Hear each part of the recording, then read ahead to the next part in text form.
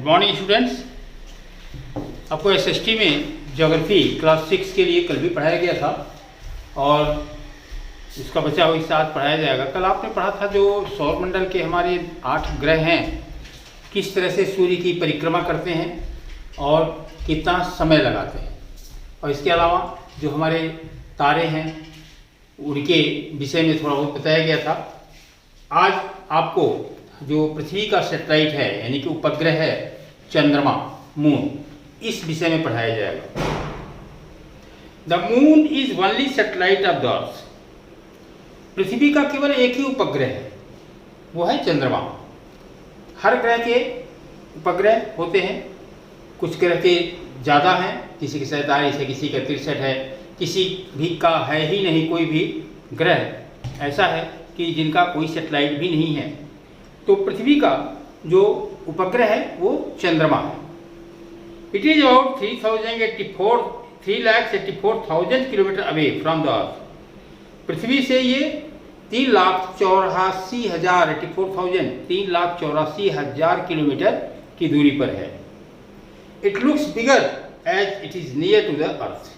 ये बड़ा दिखाई पड़ता है, तारे से बड़ा दिखाई पड़ता है क्योंकि यह पृथ्वी से नज़दीक है, पास में है।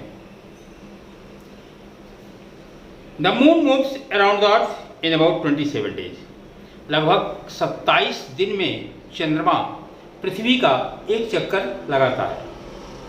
We can see only one side of the moon as it takes the same time to complete one spin. हम लोग केवल उसका एक हिस्सा यानी कि जैसे जैसे वो चक्कर लगाता है हम उसका एक हिस्सा ही दिखाई पड़ता है। It lake air and water. यहाँ पर भी पानी की और हवा की कमी है। It has mountain, plains, valley, some shadows are observe on the surface of the moon. यहाँ पर पहाड़ियाँ भी हैं, मैदानी भाग भी हैं, घाटियाँ भी हैं। हमें चंद्रमा की सरफेस पर, धरातल पर कुछ छाया दिखाई पड़ती है। हमेशा आप लोग चंद्रमा की तरफ देखेंगे तो चंद्रमा पे कुछ छाया दिखाई पड़ती है। As the moon travels light from the sun shines on it. सूर्य की जो प्रकाश होता है ये चंद्रमा पर पड़ता है जब ये घूमता रहता है। जब चंद्रमा पृथ्वी का चक्कर लगाता है तो सूर्य का प्रकाश चंद्रमा पे पड़ता है। That's why the moon is visible from the earth. इसलिए चंद्रमा पृथ्वी से दिखाई पड़ती है। Otherwise there is no light on the moon. अन्यथा चंद्रमा पर कोई प्रकाश, अपनी प्रकाश कोई नहीं है उनका। जो सूर्य की किरणें पृथ्वी को घूमते हुए उसमें पड़ती हैं, इसी से वो प्रकाशित होता है और हमें चंद्रमा आकाश में दिखाई पड़ता है। इसकी अपनी कोई प्रकाश नहीं है। Man got success to step down on the moon. मनुष्य ने भी चंद्रमा पर पहुंचने में सफलता पाई है। Neil Armstrong and Edwin Aldrin walk on the moon on 29 जुलाई 1969। सबसे पहले 2 नागरिक ब्रिटेन से गए, Neil Armstrong and Edwin Aldrin. ये चंद्रमा पे सबसे पहले 29 जुलाई 1969 को चंद्रमा पर गए। Both belongs to USA. दोनों अमेरिका के थे, ये इंग्लैंड के नहीं थे, ये दोनों अमेरिका के थे। ड्यूरिंग डे टाइम, दिन के समय, it is very hot and during night it is very cold. दिन के समय यहाँ पे बहुत गर्मी होती है और रात के समय यहाँ बहुत ठंडी होती है। Faces of the moon. Moon के जो चंद्रमा के अलग अलग हमें फेस दिखाई पड़ते हैं, कभी कम कभी ज़्यादा, तो रोज़ घटता बढ़ता रहता है। ये क्यों होता है? How much of the moon we see depend on the angle between the moon and the sun's rays. जो सूर्य की किरणें चंद्रमा पर पड़ती हैं वो किस एंगल से पड़ती हैं, किस कोण से पड़ती हैं, इसके ऊपर चंद्रमा का जो आकार निश्चित होता है। The area of the moon that reflect light back to the earth whereas these changes in the appearance of the moon are called the phases। वो हिस्सा जो सूर्य के प्रकाश से प्रकाशित होता रहता है वो हिस्सा और जो नहीं प्रकाशित होता वो ढका रहता है, तो इससे चंद्रमा की आकृति हमेशा बदलती रहती है। यही जो उसका फेस ऑफ द मून, यही चंद्रमा की आकृति को कहते हैं। When the moon is almost directly between the earth and sun, जब चंद्रमा सीधे तौर पर पृथ्वी और सूर्य के बीच में आ जाता है, the side facing the earth is unlit, तो पृथ्वी का वो हिस्सा, पृथ्वी पर जो है उस हिस्से पर लाइट नहीं रह जाती, प्रकाश नहीं होता। This is the new moon phase, यह नए चंद्रमा का उदय होता है। A week later the half moon or the first quarter phase आकर, एक सप्ताह बाद लगभग आधा या एक चौथाई चंद्रमा आपको दिखाई पड़ता है। Another week later the entire side facing the earth is lit up, और फिर पृथ्वी से आपको लगभग दूसरे सप्ताह में पूर्ण चंद्रमा दिखाई पड़ने लगती है। This is the full moon face, जो पूर्ण चंद्रमा या पूर्णमासी की चंद्रमा हम कहते हैं।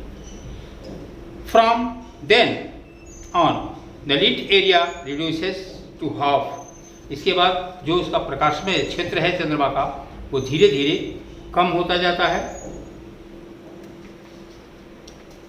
From then on the lit area reduces to half a circle, इसके बाद कुछ दिनों बाद, एक हफ्ते बाद, इसका जो क्षेत्र है, जो प्रकाशीय क्षेत्र है, धीरे धीरे कम होता जाता है और फिर ये आधा सर्किल में बदल जाता है, हाफ सर्किल में।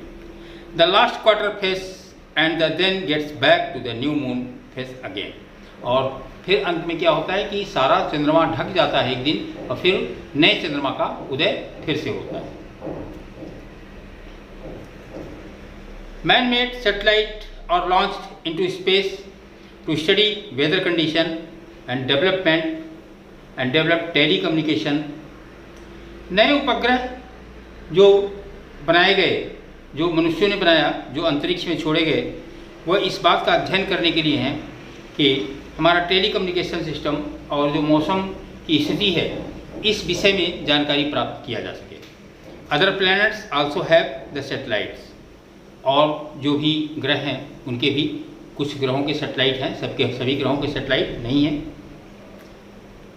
Asteroids, small pieces of the rock between the orbit of Mars and Jupiter are called asteroids, जो जुपिटर के और मार्स के, मंगल के ऑर्बिट में जो छोटे छोटे और ये रॉक्स दिखाई पड़ते हैं या होते हैं, इन्हें ही हम एस्टेरॉइड्स कहते हैं।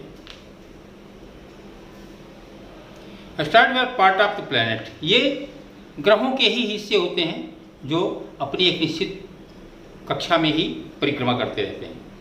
There are many thousands of them ranking in size, उनमें से हजारों ऐसे हैं जो साइज में बड़े होते हैं। सेस is the largest, almost 960 kilometre diameter, जिसमें एक ऐसा भी है जिसका व्यास लगभग 960 किलोमीटर है। Meteoroids, pieces of rocks which move around the sun are called meteoroid, वो टुकड़े जो ग्रहों से टूट करके सूर्य की परिक्रमा करते हैं, वो मेट्रॉइड्स कहलाते हैं। When they enter the Earth's atmosphere, जब वो पृथ्वी की कक्षा में, पृथ्वी के वातावरण में पहुंचते हैं, it causes rise due to burning of rock.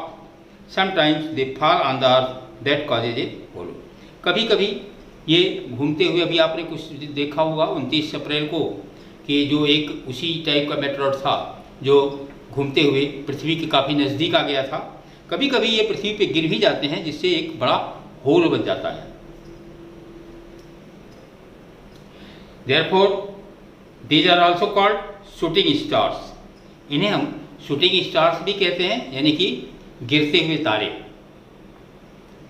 Drawing planets या ड्वार्फ प्लैनेट्स, बौना ग्रह में सबसे छोटा ग्रह Pluto, Ceres and Eris are the dwarf planets.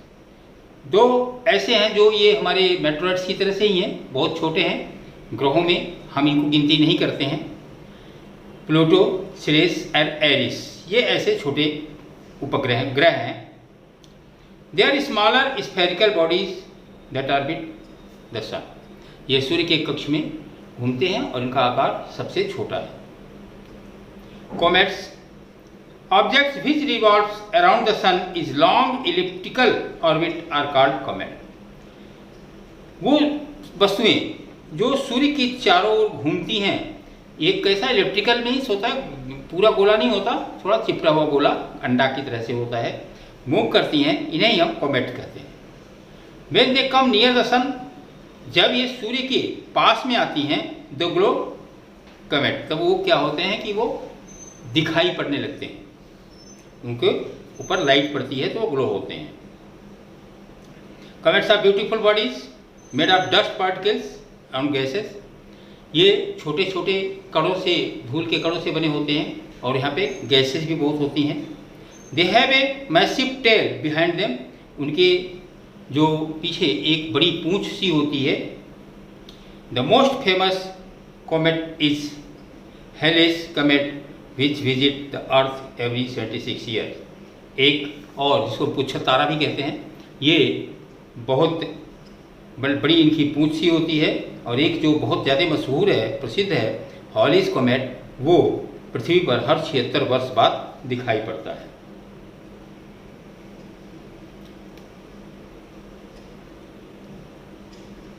बच्चों, इस तरह से आपका ये चैप्टर फर्स्ट कंप्लीट हुआ कि सोलर सिस्टम में पृथ्वी की क्या संरचना, पृथ्वी कैसे मूव करती है, ये आपको पढ़ाया गया। नेक्स्ट चैप्टर आपको नेक्स्ट वीडियो में पढ़ाया